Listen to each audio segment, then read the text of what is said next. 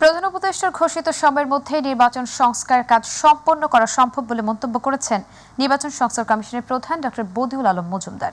তিনি বলেন, নির্ধারিত সময়সীমা থেকে সুষ্ঠু নিরপেক্ষ অংশগ্রহণমূলক নির্বাচন করতে প্রয়োজনীয় সংস্কার করবে নির্বাচন সংস্কার কমিশন। আর এই নির্বাচনে আওয়ামী লীগের অংশগ্রহণেও কোনো বাধা দেখছেন না তিনি। রংপুর সফরে এসে সার্কিট হাউস মিলনায়তনে সাংবাদিকদের এসব কথা বলেন তিনি। বদিউল আলম মজুমদার আরো বলেন, অন্তর্বর্তীকালীন সরকার পক্ষপাতদুষ্ট না হওয়ায় বিগত সময়ের মতো নির্বাচন কমিশন অযাচিত কোনো চাপের মুখে পড়বে না। আগামী নির্বাচনে ইভিএম এর ব্যবহার থাকছে না বলে জানান তিনি।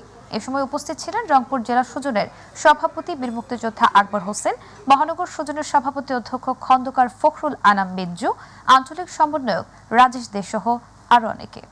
স্বাধীনভাবে নিরপেক্ষভাবে দায়িত্ব পালন করতে পারে।